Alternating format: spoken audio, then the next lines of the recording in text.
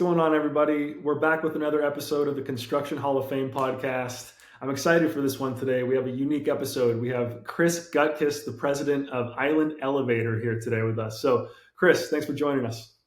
I appreciate it, Matt. Thanks for the invitation.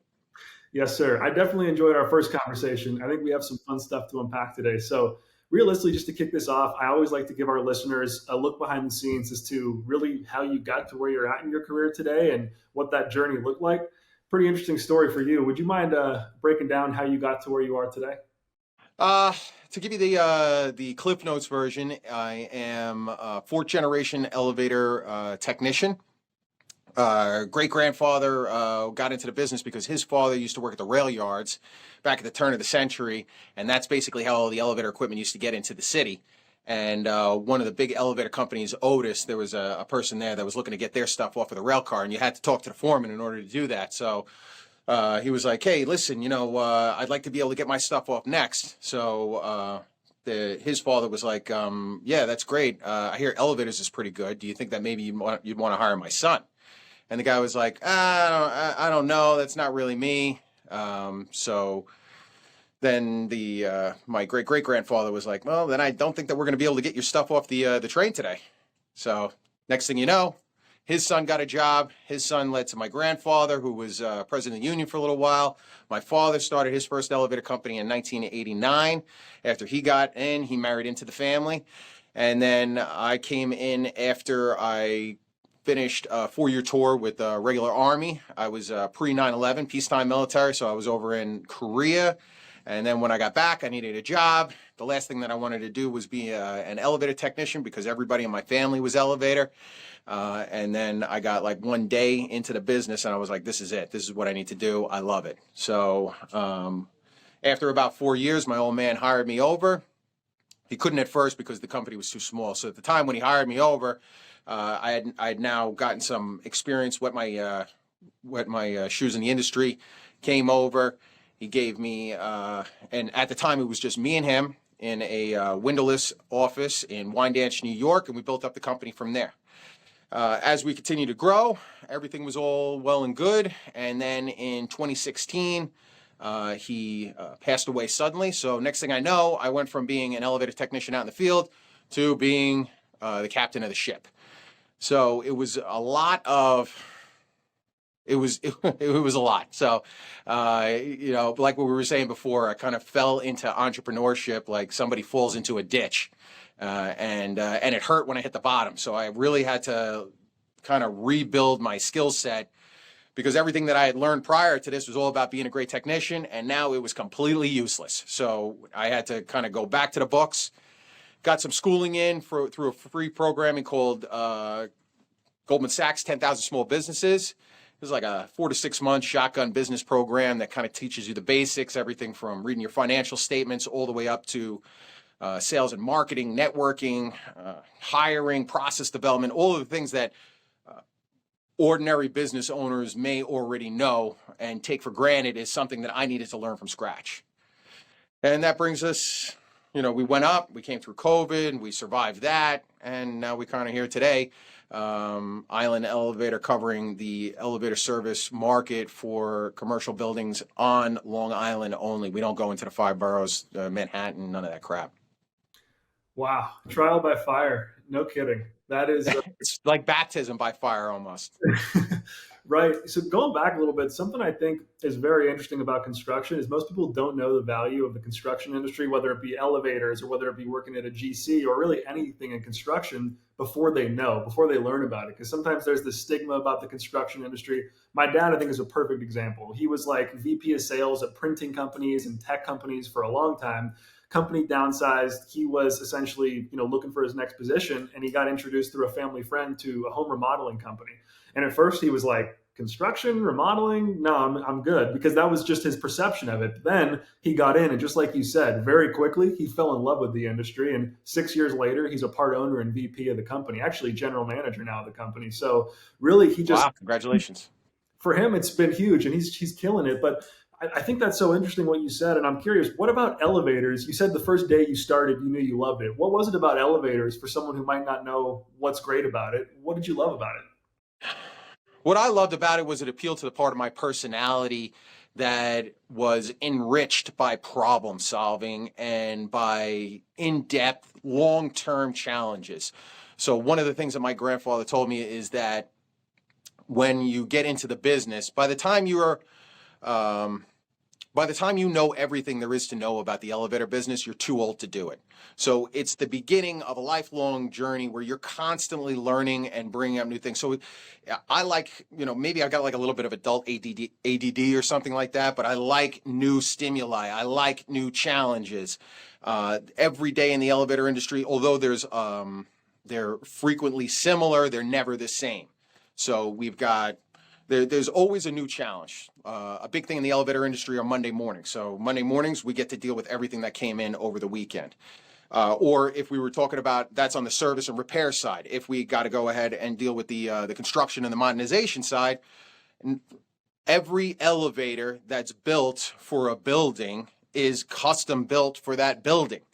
So there's not like a cookie cutter elevator. There's very marginal and small differences when we actually install it into that building, but every one of these elevators are built for your building. So if we get there and what was in the drawings is not what is out in the field, then we immediately have to start solving some problems, because guess what? We can't bring the elevator back. So that's what I love about the elevator industry, the challenge and all of the newness that happens. Right. Problem solving at its finest. That makes sense. Yes. Beautiful. I mean, it's funny. I mean, for me, I've been in a couple different businesses, and really problem solving is at the heart of most of those. If you're in a leadership position, or I guess you'd call yourself the CEO of one, if you're a company of one, you're still working on solving these types of problems, which, Yeah, like how not to be the only employee of the company. yeah, That's exactly. the first problem to solve. Get the hell out of solopreneurship. That is the worst. I don't know how anybody does that. Anybody who has the stones to leave a job where there's some sort of consistency and reliability and even a marginally good culture, and then step out into the unknown world of entrepreneurship. I got to be honest with you. If I wasn't thrust into this, I would never do it on my own. Because, and then the other thing that I usually tell people is that if I could go back and tell 23-year-old Chris, 24-year-old Chris, exactly what it was going to take to get to this point, I'd never do it, because it's just too much damn work. So I much respect to anybody that goes ahead and takes that leap of faith into the world of the unknown of entrepreneurship. Where is the next paycheck coming from? How am I going to pay my bills? It's health insurance. It's pretty scary. There's a lot that goes into it. A lot that people don't think about. A lot of learning curve. There's a ton to go through. It's pretty interesting. I've heard more people than just yourself say that if they were to go back, they wouldn't do it again, because they just didn't know how much would be involved. I don't Oh know yeah. that much about the corporate world, honestly. I've worked, 1099 sales positions. I think I was maybe W-2 for a bit, but a lot of it has been more like me doing my own thing within a company. And they had good cultures and whatnot. It wasn't that. I just wasn't accustomed to like all the benefits of being a traditional employee within a company and like in that type of position. But I've heard about it, and I've heard that it might be a little less expectation, and the whole weight of the world isn't on your shoulders, right? Like when you're a solopreneur, you get started. But I think there's pros and cons to everything, right? Like the journey oftentimes is the reward, I think. And for me, it's like you learn so much about yourself as an entrepreneur. You get to grow, you get to push yourself. And if you don't, guess what? You're probably not going to get better. And we're not in this to just be okay. Most of us who want to build a successful company. So makes sense. What made you go into that business? Most of the entrepreneurs have they're entrepreneurs in their true sense, in their being, in their heart, are optimists. They believe that something good is going to happen. They believe that they can provide a solution to a problem. They believe that they can outshoot and outstrip any W-2 employee. If you just give me the room, time, and space, I can go ahead and make my own money. I don't need you. You need me. There's a high level of confidence, bravado. They're probably a little, like true blue in the brain entrepreneurs are a little crazy, right? If you ever talk to them, just give me some bat wings and I'll teach myself how to fly, like that type of shit. So when I see an entrepreneur, I'm usually like, I ask them a lot of questions because they see the world a lot differently than I do. If I was to describe myself, it wouldn't be an entrepreneur. I'm more of like an operator. I'm more of like a survivalist, right? You can, I would never lead the tribe over the mountain to the other side, right? But you would tag me as the person to make sure that certain things get done in a certain way to kind of manifest an entrepreneur's idea of what the world looks like after been able to make their impact on it. So I just happen to get put into this position, but I know what real entrepreneurs are like, and they're a different breed.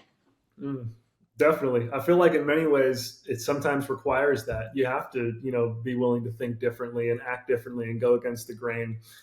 And also something you said earlier was pretty interesting. It just reminded me of a quote from Sam Ovens. A lot of people who listen to this might not know Sam Ovens, internet marketer, but essentially he has this quote that says, "I believe in my ability to figure it out." And I think a lot of that is entrepreneurship. It's you believe in yourself. You know that if you have to solve a problem, you probably don't know the answer right now, but you're going to figure it out because you have to, or else it's not going to work.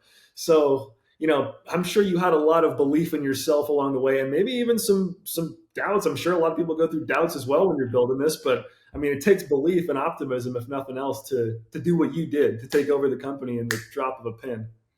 Times, again, I'm like a survivalist, right? So I'm doing it because it needs to get done because there is only two options. It's either succeed or die.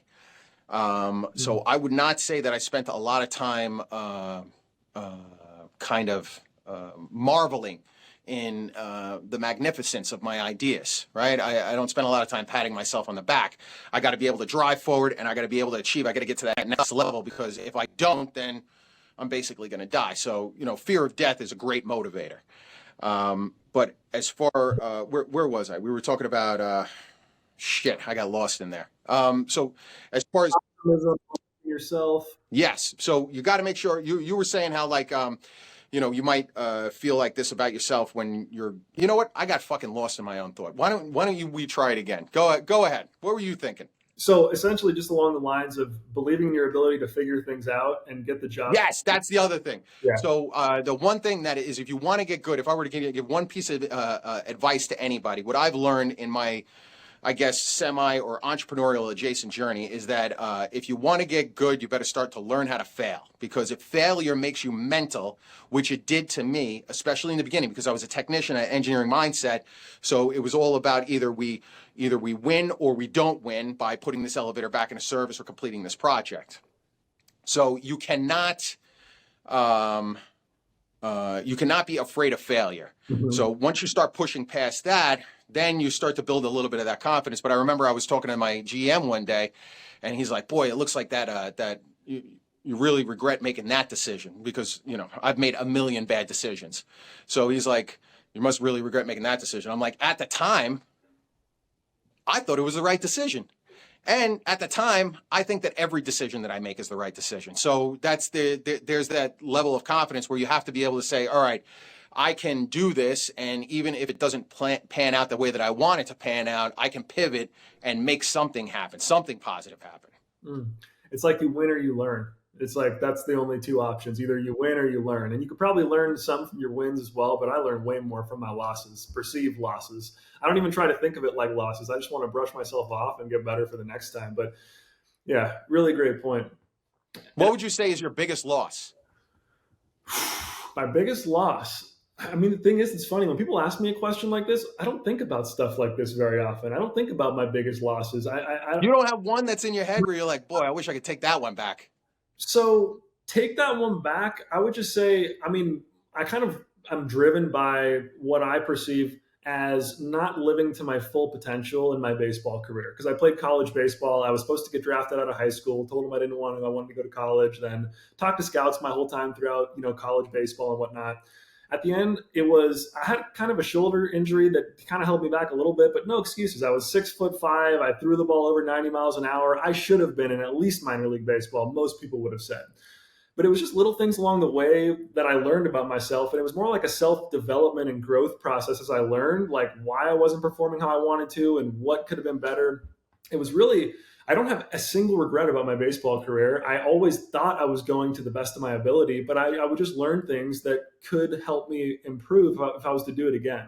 So I would say Don't that you think was that's kind of funny that you're kind of like an outside lone wolf hunting type salesman, right? So you're kind of part of the team, but you're also kind of on your own. There's a little bit that equates to the fact that you were a pitcher on the mound. So you're kind of on the team, but you're on the mound all by yourself also.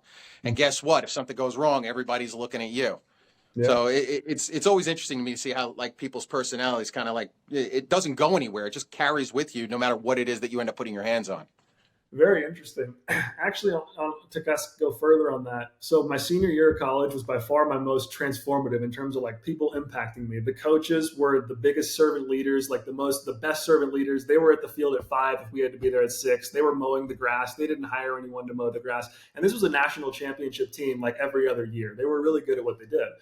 And long story short, they just taught me what obsession looked like. I thought I was obsessed before I was there, and I thought I was doing the best. But then it relates to like being in business and really anyone's career, I would suppose, because I thought before that I was taking action and doing a lot. But the more pressure I put on myself, the more workload I put on myself, the more I learn I can take on. But I had to actually stretch myself and put myself under that pressure. But now I can get done in one day what I used to do in 2 weeks. But it was just a matter of like having to get through the learning and the trial and error. And then eventually it kind of came to be. I don't know if a day in 2 weeks is really what it is. But I mean, That sounds like a salesman talking. yeah, yeah. The point is, like, I get a lot more done than I used to be able to. Just sheer output, just because I didn't, I guess, push myself as much as I knew I could. So, yeah, I don't know. Baseball definitely had Why an didn't impact you on me push there. yourself?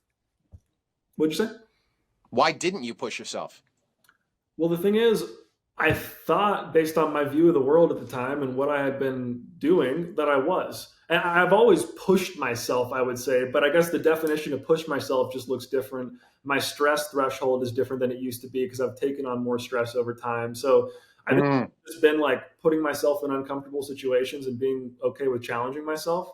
Like I'm you, I want to solve problems, I want challenges, I want to feel like I'm growing. So the more I grow, the more I realize I was capable of. But I mean, it only came from, I guess, getting uncomfortable.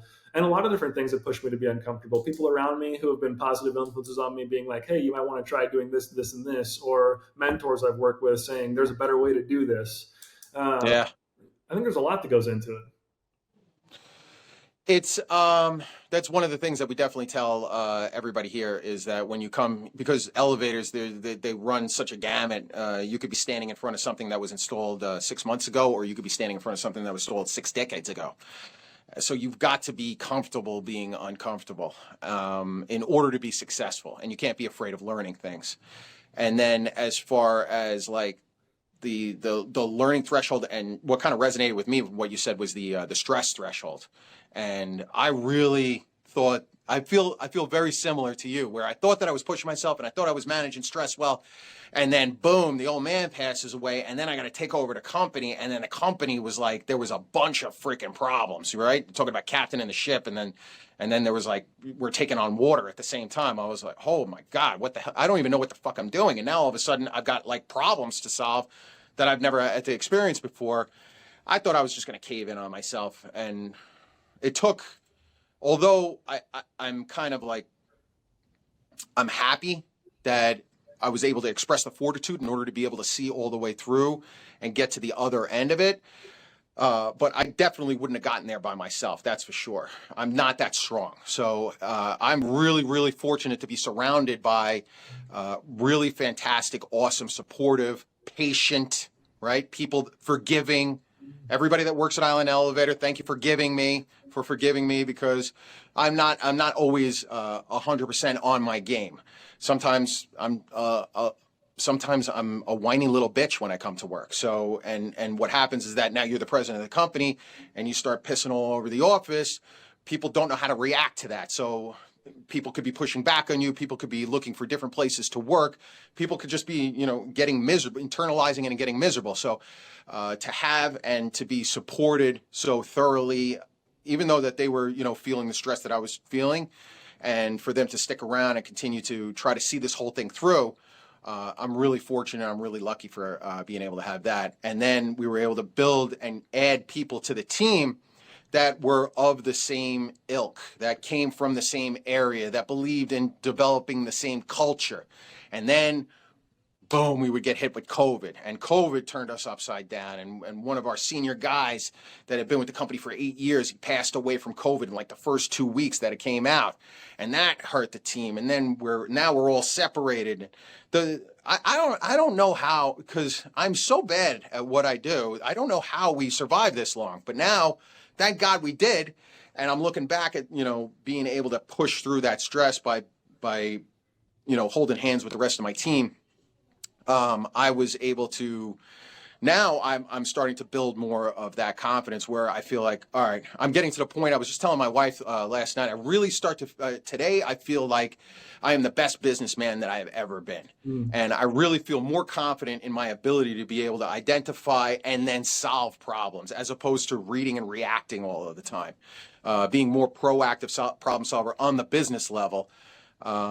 And it took a while. It was almost like a 7-year apprenticeship in order to be able to figure out the skill set that was going to be necessary to allow me to not just survive, but to kind of like flourish and almost, in a small way, enjoy what the hell it is that I do.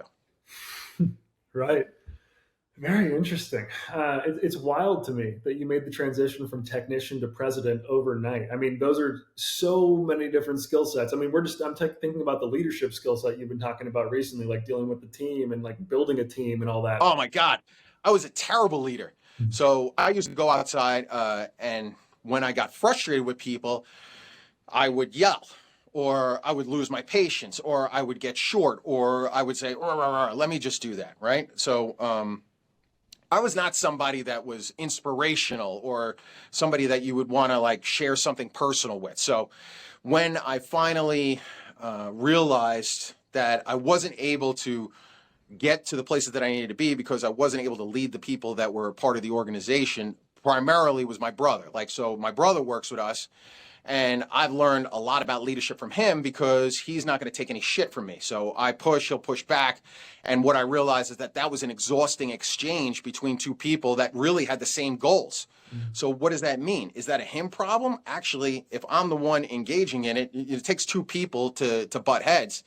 If I'm allowing this thing to go forward, then it's a me problem. So that's at that point, once I started to see that I wasn't able to influence or inspire my brother, then I wasn't going to be able to influence, inspire anybody. It was just going to be all stick, no carrot, no leadership, all technique and no strategy. So what I decided to do was really start to drill in and work on myself. And a lot of that was through listening to thought leaders on YouTube, Simon Sinek, Jocko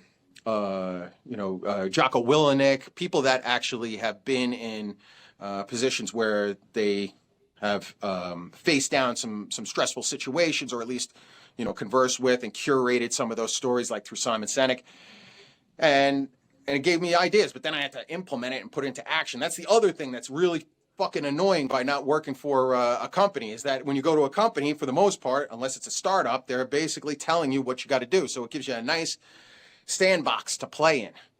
But when you're out on your own, you got to figure it out for yourself, and there's nobody tapping you on the shoulder saying, you're not doing that right, you got to do it this way. So you end up learning, I ended up learning things the hard way almost all the fucking time. Mm-hmm. Right. Valuable though. You learn things the hard way. It's maybe a little harder to forget. What did you say was the business course you went through in the beginning? Goldman Sachs, 10,000 small businesses. So there's a fund that Goldman Sachs started, and it used it to develop this program through a local community college, Queens College, and LaGuardia College in Queens. And it allows for the application of entrepreneurs from around the country. So this one was mainly focused. They have these little pods in different areas of the country, and you bring it in, and like I said, they give you like a shotgun program. So it was a full day about 4 times a month on Wednesdays.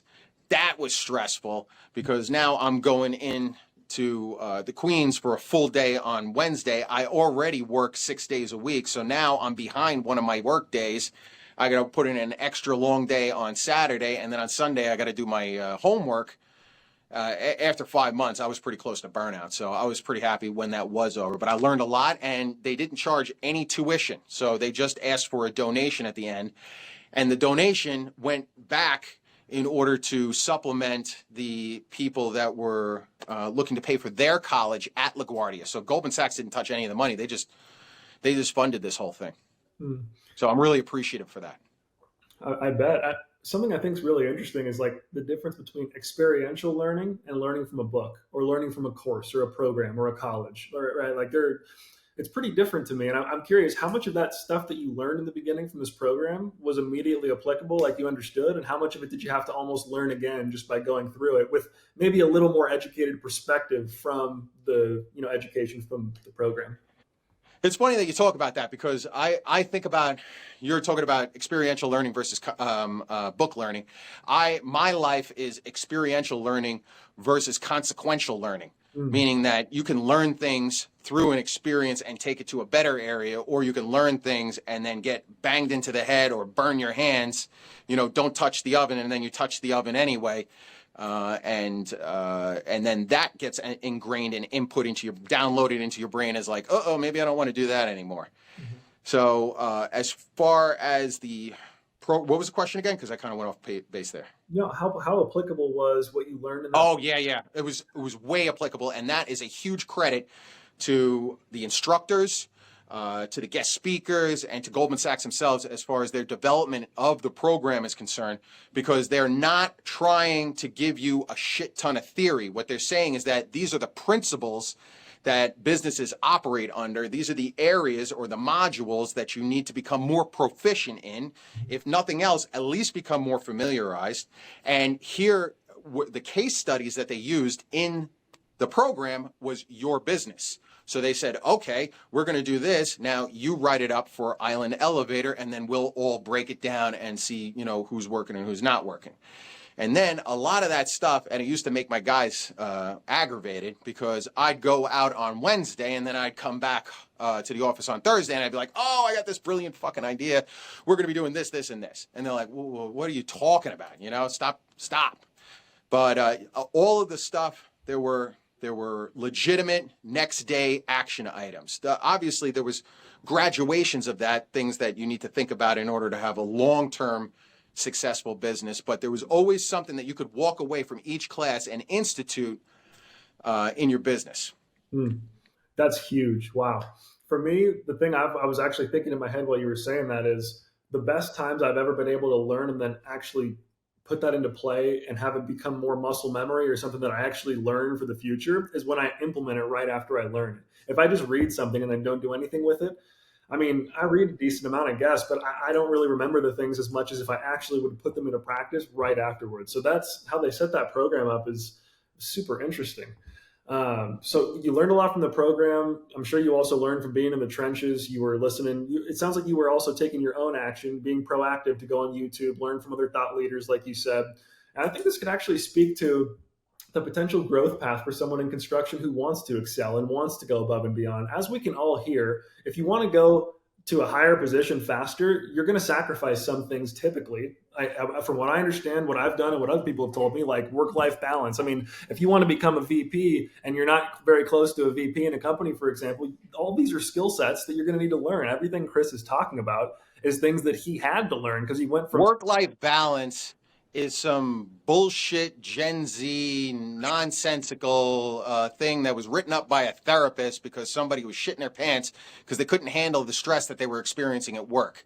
I'm sorry. Work-life balance is for people that want to live a balanced life, people that want to live a marginal, work-life existence. If you want to be exceptional, you have to act in exceptional ways. You have to do. If you want to be part of the 1%, you have to do what the 99% won't do. The way that I explain it to people is that the hours between 7 and 3 are where we pay you to do a job, right? The hours between 3 and 7 is where professional development happens. So depending on how committed you are to seeing yourself elevate compared to your colleagues or to other people in your industry, you can do it, right? It's America. God bless it.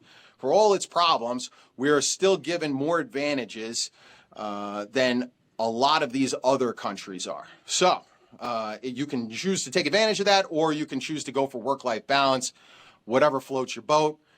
But if you want to be if you want to be able to get yourself from a ground zero to a next level, or train yourself how to do a completely secondary skill, or a different career, that's what I tell people. People that want to move careers, they got to go to night school. That's exactly what you got to do, bud. All right. You got to take the books home. You got to break everything down. You got to commit yourself to actually learning something. You can't expect to get any results without putting in the work. 100%. Interesting that you say that. I don't talk about this a lot, but essentially, when I finished college, my whole mantra to myself going into life, right, like figuring out life after college, was I want to basically live my life like the 1% live, so that, or like 99% of people aren't willing to live, is kind of how I thought about it. In order to live a life that I really want to live when I'm in my 30s and my 40s, I was willing to put in the work and invest in myself, partially because I was just so driven from what I, my sports career and whatnot. But really, that mentality, to your point, has really stuck with me as well. I believe that to each their own as well, just like you. I'm not here to tell someone how to live their life. If you want to work less and not be as successful in your career and just, do your thing, enjoy other things, all the power to you. I mean, that's great for me. As long as you know that you want to do that and you feel good with it and you're not living with regret, all the power to you. Exactly. On the flip side, I saw a post on LinkedIn the other day from actually a construction executive, and he was breaking down how you excel and grow in your construction career. And it was pretty simple how he broke it down, but made so much sense. Basically, what you need to do is learn about all the tasks and challenges of the people who are leading you, and then figure out how you can solve them from them. And if they won't teach you how to do it, go teach yourself how to do it. And the more things that you can take off someone's plate, the more responsibility they'll give to you. And guess what? When you have more responsibility, you typically grow in title, you typically grow in compensation. And if you don't, then you've just built yourself up such a strong resume that someone else will value you just way more than the company that you're with if they don't want to treat you for that. If you're not rewarded for what you're doing, but you're putting in the work, I think it'll, usually my dad says the cream rises to the top. And that's something I've come to believe as well. Generally. Absolutely. And to add on to that, a quote from Elon Musk is that your compensation is directly proportional to the size of the problem that you can solve. The bigger problems you can solve, the more trust that you can accumulate, the more money you're going to make. All right. If the only problem you can solve is that the floor is dirty or the hole is not there and I'm going to create the hole, then unfortunately you're going to have a lot of competition for that type of labor. And in supply and demand economics, if I can get 12 people to solve that problem, then I can usually get a better price for that, right? But the bigger problems are solved by fewer people, and they get a higher level of compensation. Yep. Something I want to talk about that's going off this track, but something that's super impressive to me is just the brand you built for yourself and your company online. I mean, the first time I actually saw you, you were referred to me as a guest by Matt Graves. And before that, I had seen you all over the place already. I see your content. You make me laugh in your content, actually. I genuinely kind of laugh when I see your, and not like laughing at you, but it's just funny. Really, I was. It's okay. You can laugh at me. It doesn't bother me.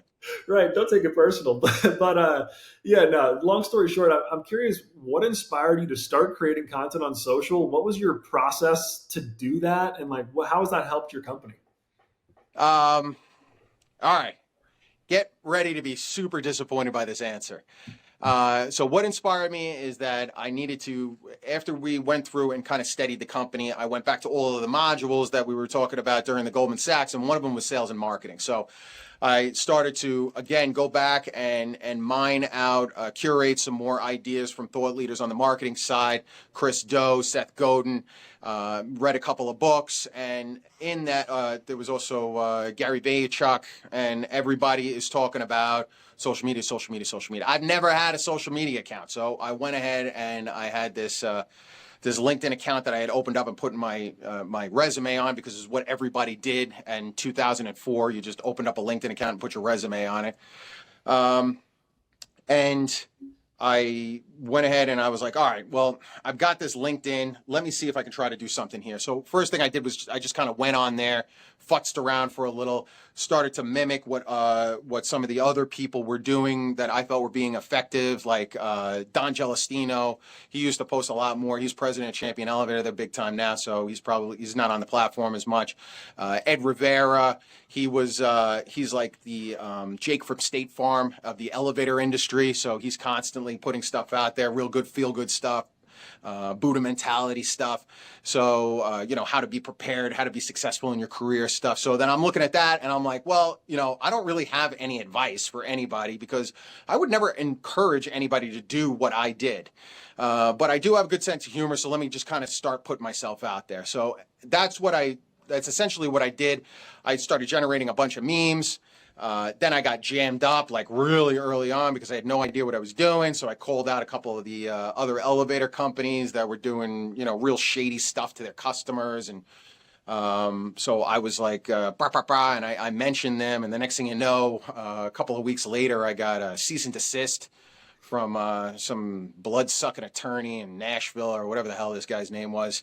So they made me pull down that post. I was jerking around a little bit more, and then it kind of elevated all the way up to me creating some videos. I got linked up with somebody. They were doing some video editing for me.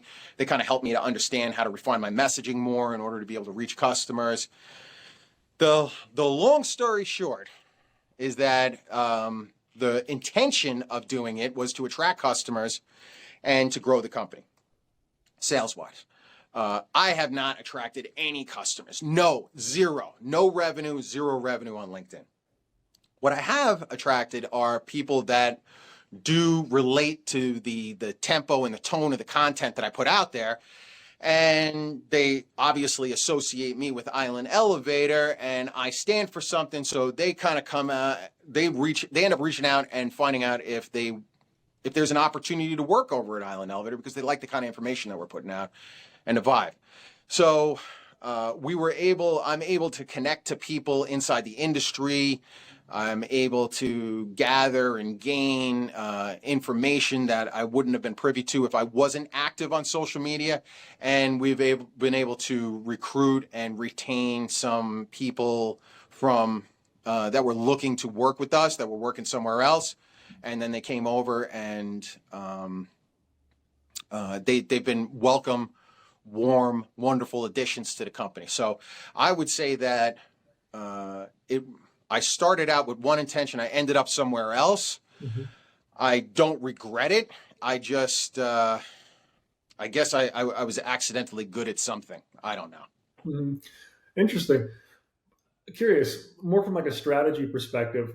I know you said that BD, client acquisition, wasn't a result of it. Well, first of all, you saved yourself a ton of money and cost in recruitment in many different ways by being able to attract people by putting out content. And you're getting people who are like-minded, most likely, because they're seeing your content, they're vibing with you, and they're saying, this is someone I would want to potentially work with.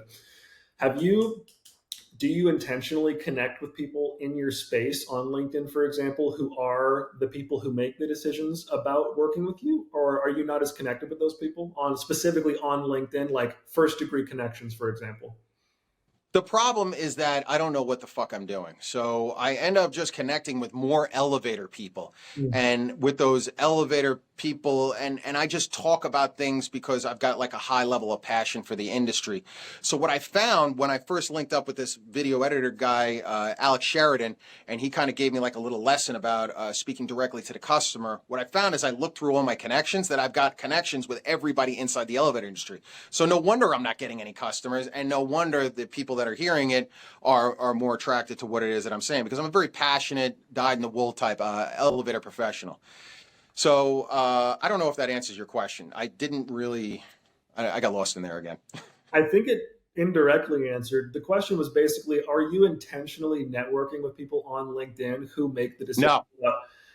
No, I am intentionally sharing whatever is in my head at the time that I post it. Now, am I completely freestyling the whole thing? Absolutely not. So I've got like a little bit of a social media schedule where I'm saying, okay, my social media schedule used to be like Mondays, bash the big guys, Tuesdays, talk about contracts, Wednesdays, talk about this, Thursdays, talk about that, Fridays, talk about, just being out in the field, or Thursdays, talk about safety, whatever it is. And then Saturdays and Sundays, do some like personal stuff.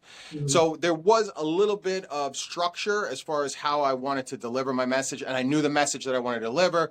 I wasn't necessarily barking about politics or, the state of the roads on Long Island or whatever bullshit. I was intentionally talking about elevators and my experience in the industry and my experience with the customer. Interesting. Only asking because I think to myself, I used to be a marketer in a past life. I did digital marketing for companies and like lead gen and stuff like that, whether it be LinkedIn or Facebook ads and whatnot. And essentially, a motto that I always kind of lived by, or at least thought was valuable, was you could have the best content or the best business in the world, but if the right people don't know about it, then it doesn't matter, right? Essentially, That's so 100% true. I'm just thinking about it like your content, it works. You know it works because people are reaching out to you who are in the industry, and you weren't even intending to attract these people, but you're still attracting them. Imagine what would happen if you had a network full of people who were the decision makers. I'm just spitballing here. This is like just something I thought just came to my mind, I but would love to. I just don't know how to get these people to listen to me because they don't want to hear my shit. So they're like, all right, we got it. You know, you like the elevator industry and you really love elevators and you really love compliance, but that doesn't really resonate with them. That's why when I started doing the videos with Alex Sheridan, he helped me to kind of hone it down so that I was able to create messaging that was directed towards people's curiosity about elevators so that I could kind of bring it down from maybe for a long time it was like an insider's thing, right? If you were in the elevator industry, I was talking directly to you, you were talking direct, I was messaging directly to you. But he was able to help me to bring it down so that the layperson would be able to I would be able to pique their curiosity as far as their interest about what they knew or what they didn't know about elevators.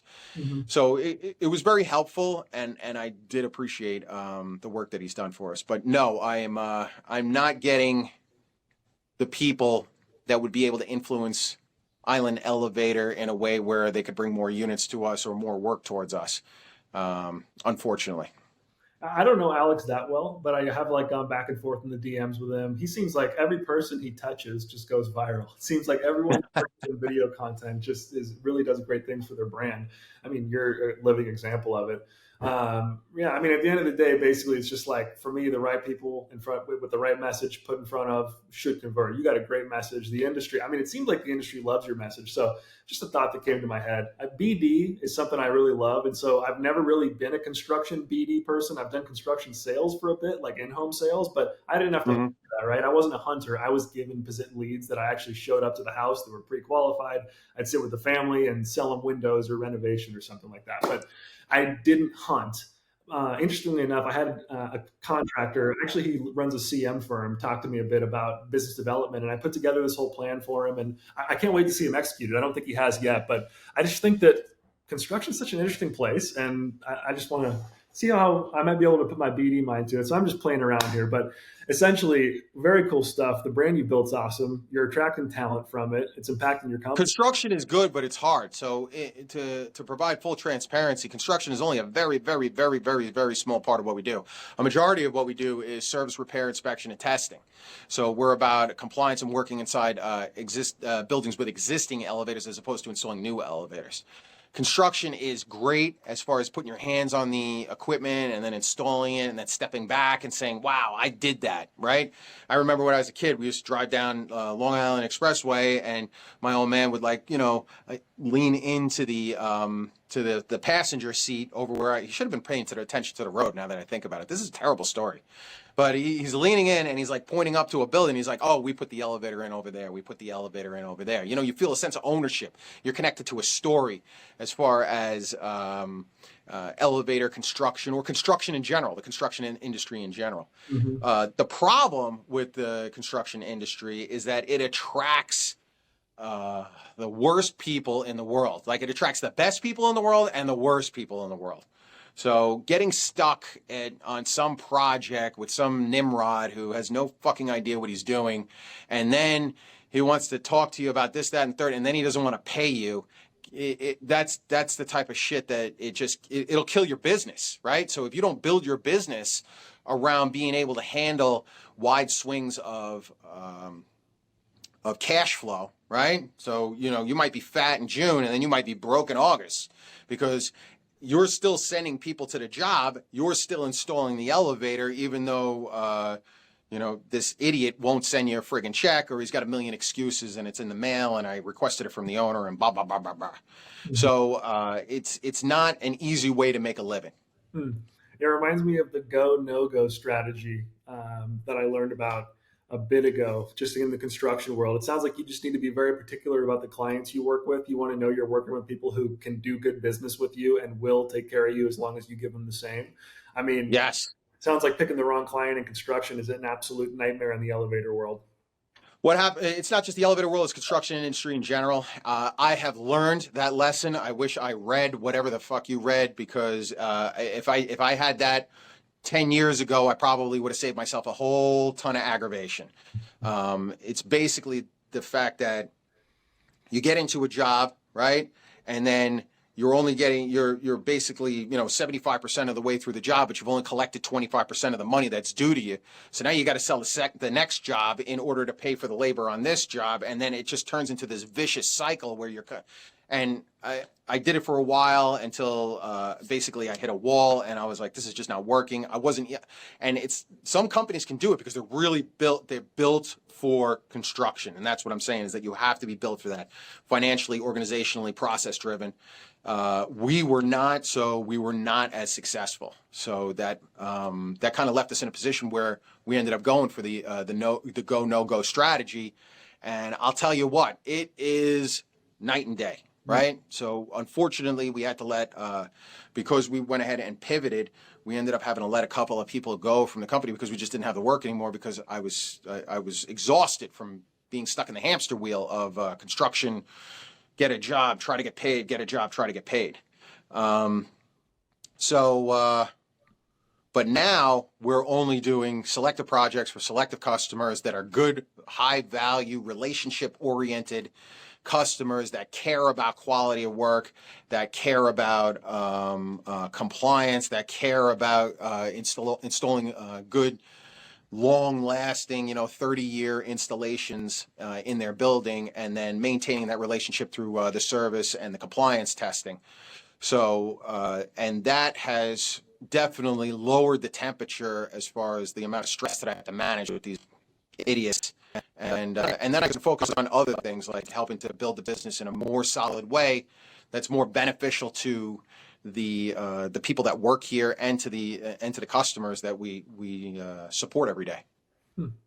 Sounds like the 80-20 rule. Typically 20% of the people or customers you work with will provide 80% of the value, or the other. It also reminds me of the thing about listening to what a $500 customer versus a $5,000 or $50,000 customer will deal with you.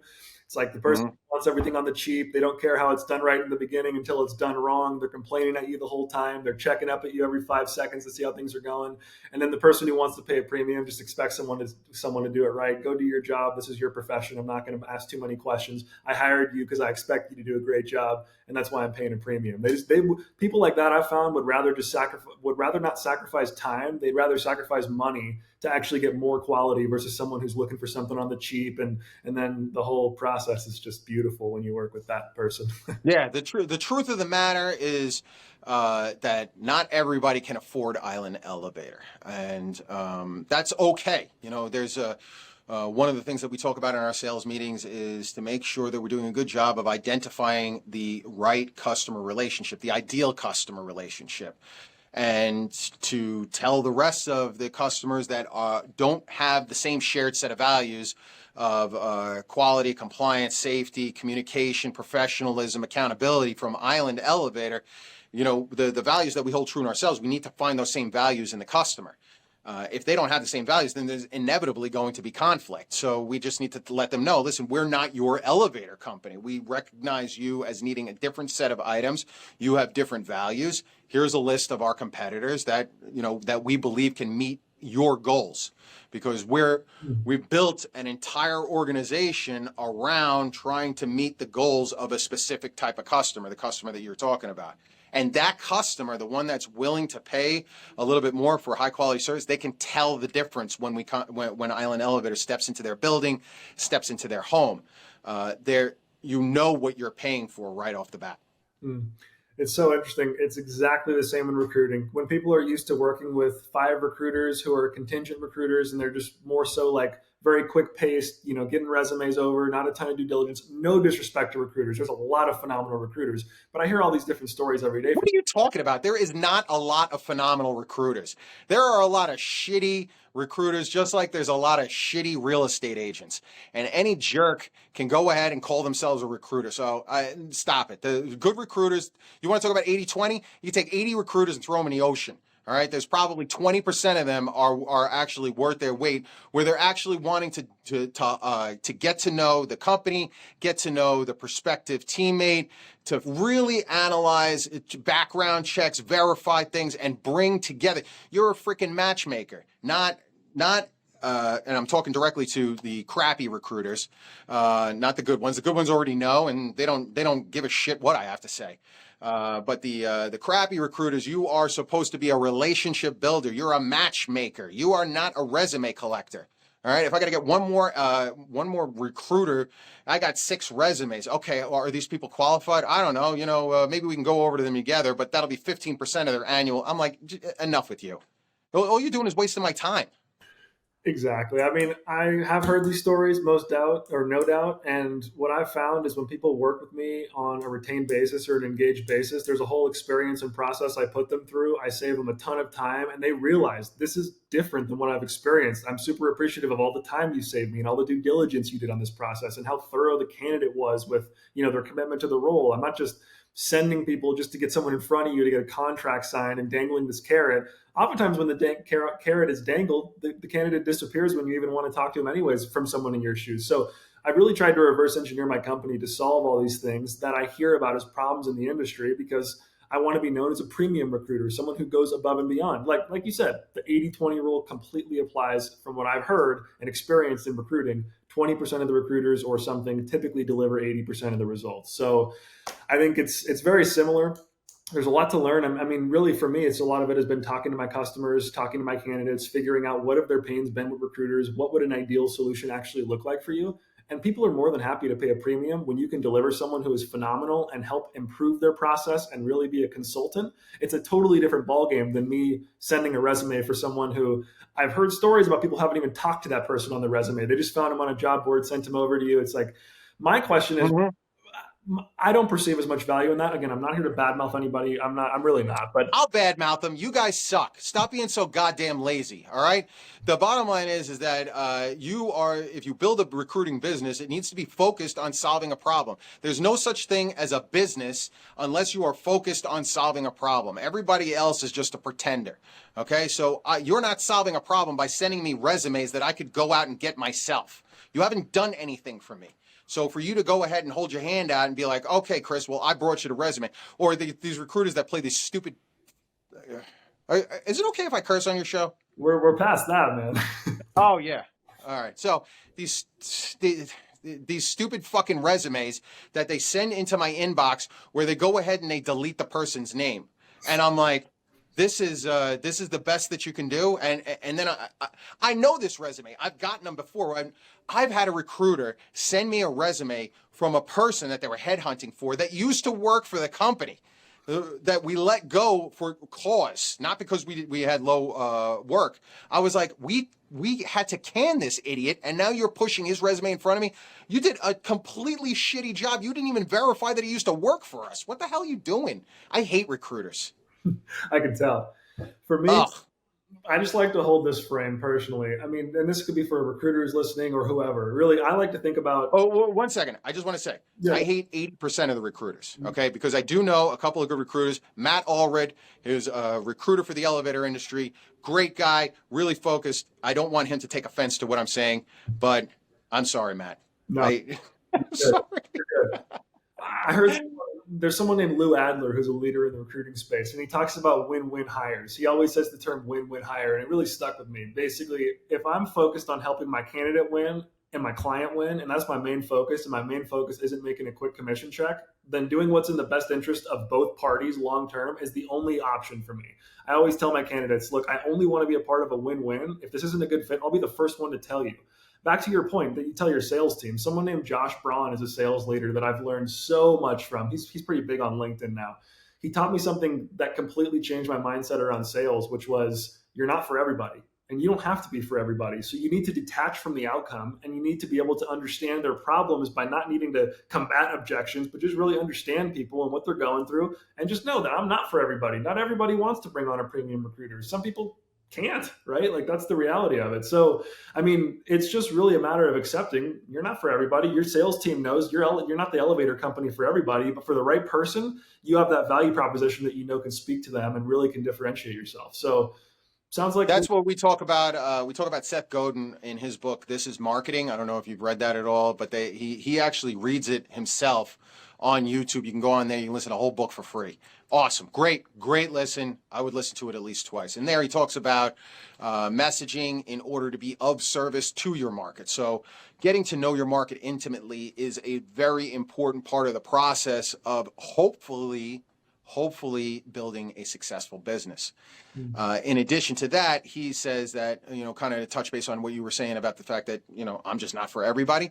You're not trying to be there for everybody. What he describes is finding your 1,000 true fans. So if you can build a community, if you can build a relationship with 1,000 true fans, and those 1,000 true fans buy $100 worth of product or service from you per year, then you just built a $100,000 a year business. So you don't need the whole market, the whole world, the whole East Coast. You just need your 1,000 true fans in order to commit to partner with you, to allow you to solve their problems, and to kind of go along on the ride with Island Elevator or Big League Talent Co. In order to, they want to participate. They want to be able to take. In a sense, they want to take a little bit of ownership of your success.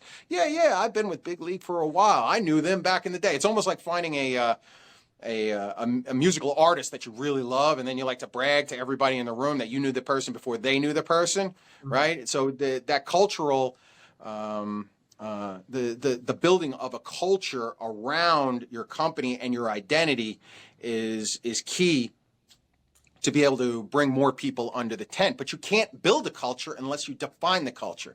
So one of my biggest problems when I was first starting out is that I didn't know how to explain to people what Island Elevator was and what we did and why we mattered.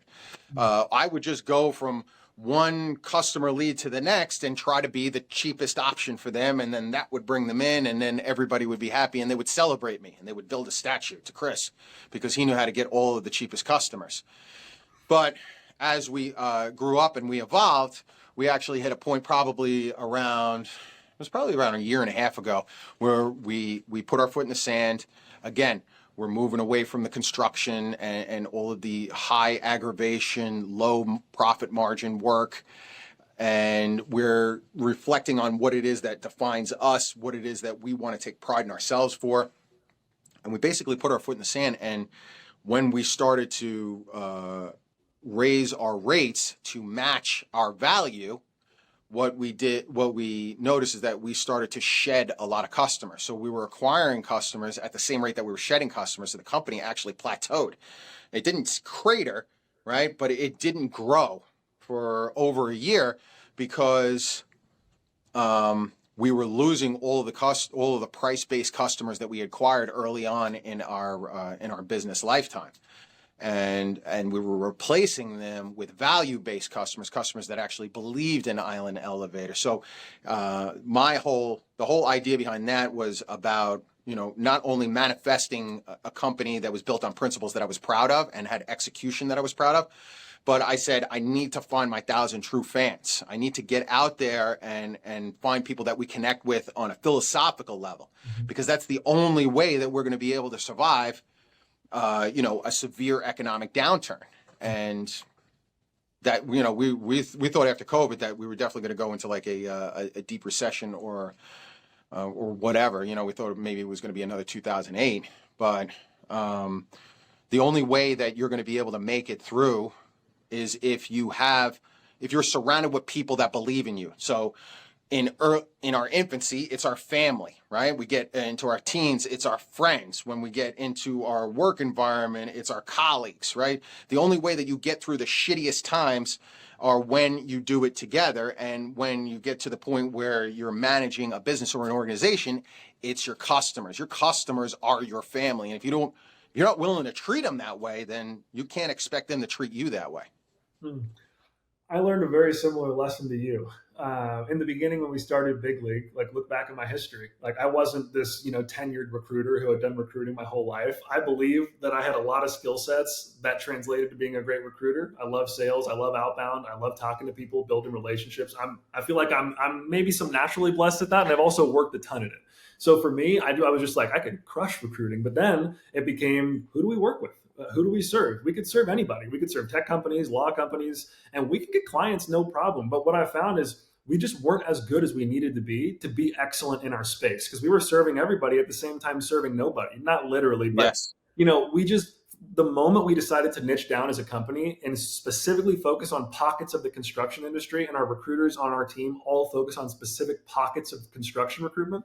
For example, just one pocket that I work in is luxury home builders in Southern California and Northern California, so a few different counties.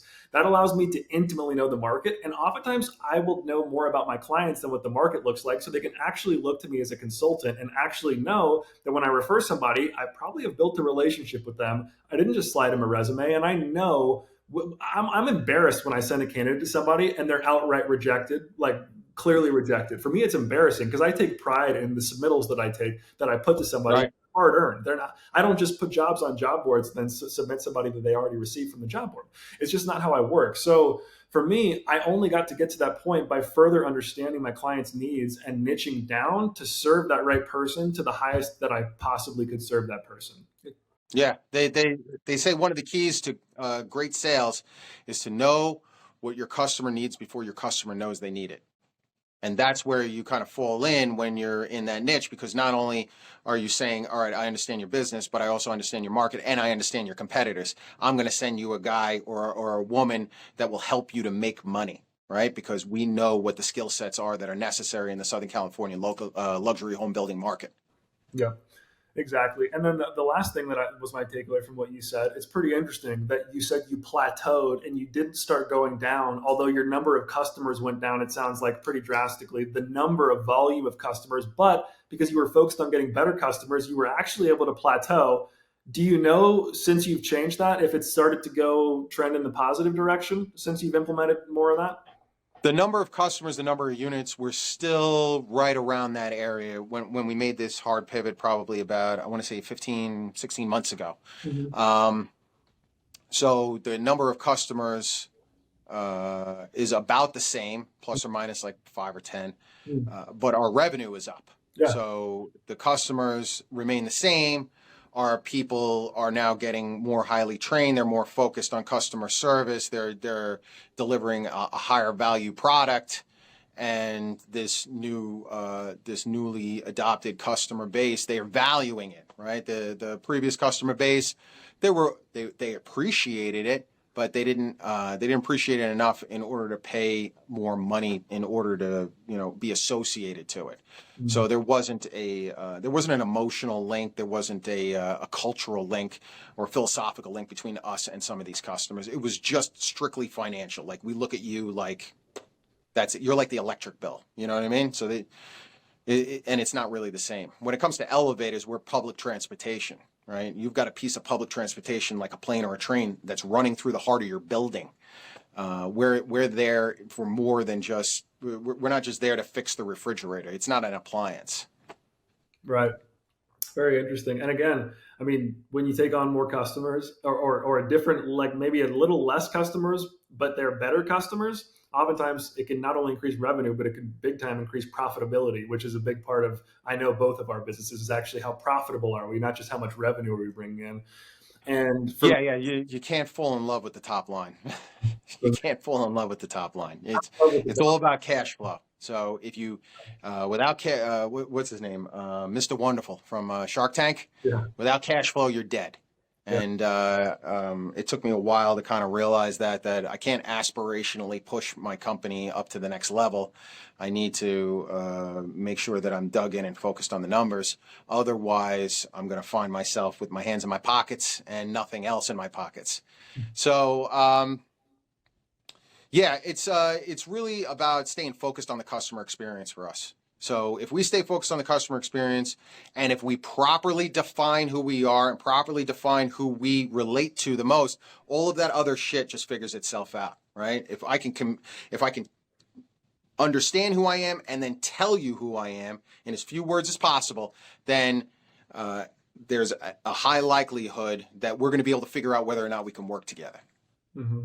Yeah, and I think a lot of for me at least, what I experienced was like in the very beginning, I just maybe thought, hey, there's so many companies out there, there's so many people to work with. It's almost maybe like a scarcity mindset sometimes. It's like, I have to go after the market. But then you don't realize, or I didn't realize, that when you start honing in on that one person, actually things can get a lot better and you can get more customers because you speak better to that right customer. And to your point, I mean, I think a lot of this can actually go over to the talent side as well, like, building teams. And a lot of it goes back to setting expectations. It's kind of something I pulled from what you said earlier. It's like, how do you actually set the right expectation about what our culture is? Who are we when we join Island Elevator? What do we stand by? What do we do on a daily basis? What is our standard? Standard has become such an important word to me because I truly believe we do fall to our lowest standard of ourselves a lot of the time. And what is that standard is the question. What do we hold ourselves to? For me, that could be making 20 cold calls a day and feeling like I had a good day, or making 150 or 200 cold calls a day and feeling like I had a good day. Those are two different producers in the world of recruitment, and those are two different standards that I've seen. I've seen both. So for me, it's standard is just a word that keeps standing out to me as I'm focused on how do I be a better leader? How do I empower my team to be better at what they do? How do I empower myself to be better in my day to day? So Yeah, but the standard doesn't matter if you can't communicate it to somebody. It's just like what you were talking about with social media. Your message could be fantastic, but if nobody's reading it, then it doesn't matter. And the problem with new or younger business owners is that the messaging's all in their head. They don't know how to get it from their head out and share it with the world. Because the truth of the matter that most people understand to their core but don't want to say it loud is that the price doesn't matter at all, right? You should be able to sell any service at just about any price. Because if you have to lower your price, then you did a poor job of communicating your value. Just think about it as a bag, right? What is the purpose of a bag? Is it to carry stuff from point A to point B? Then we'd all be walking around with paper bags, right? All rolled up, putting our wallet in there, putting our makeup in there, putting our cell phone in there. But people spend thousands and thousands of dollars on designer bags with very specific labels so that they can be associated with that culture and with some of the ideas or the preconceptions that go along with owning that bag. That's all about marketing. That's all about defining who the ideal customer is. And if you're able to do that effectively, then price doesn't matter. You could sell your service for, I don't know what you're selling it for. I don't know what you're doing. You could be doing recruiting, or you could be selling hot dogs and hamburgers. You could easily double your price. yeah. The question is, if you doubled your price right now, how would you justify it? How do you go ahead and communicate that to somebody? Do you need to increase your value? Because if you can increase your value, then you should be doing that right now so that you can double your price. The idea is to get your price from wherever it is now times two. Because somebody else is already selling it times two. If you're selling hot dogs and hamburgers, then you can, and you're selling them for $5 a piece, and you're like, oh well, if I raise it up to $6, then they go down the block. And who gives a fuck? Send them down the block. Sell less burgers for more money, right? Because somebody else down the block is buying a similar burger for $30, right? What are they? You got to be able to communicate your value. Price doesn't matter. Less customers, more profit, and less stress. I think that's pretty much my main takeaway from your whole evolution in your business is you were able to focus on who you serve best, serve them more, and then serve less of the people who stressed you out and made your life the 80-20, focusing on those 20%. So yeah, 100%. Because I used to hear entrepreneurs and business people, and they're like, oh, entrepreneurial is fun and business is fun. Business sucks, man. It is a lot of work. It's a whole shitload of stress. But I'm finally starting to get to the point where, I'm not fucking burning out once a year. You know what I mean? Because I'm just pushing myself to try to get to that level and get to above by resetting and doing a better job of defining who I am, who I want to work with, and who I want to work for. Because I work for the customers. I work for the people that are employees at Island Elevator. I work for them. They need me to show up to work every day at my best. So if I'm just stressed out and burnt out because I'm doing something that doesn't make me super happy, even though I'm the one who caused the problem, it doesn't help anybody out. Mm-hmm. True. Very true. Man, this has been a great episode. I've enjoyed a lot of the content you shared. It's super valuable. I think everything from how you've built your brand and your company to where it is today to, your journey going from a technician to the president of a company literally overnight, everything you had to learn, the stress you put yourself through, the challenges you've overcome. It's just an amazing story. I think so many people, whether you're an employee in the construction industry, working your way up the ranks, or you're an executive who just wants to level up, I think there's some great takeaways. So, thank you very much for being here today. Is there any place that people want to find you? Let's just say they're looking for their next elevator company, or they're a candidate who might be looking for the next company to join. If you want to find me, then you'll find me. If I have to tell you how to do it, then we probably don't belong working together. We like problem solvers. Yeah, that's it. Amen. Well, hey, thanks for being on the show, Chris. Thanks for having me, brother.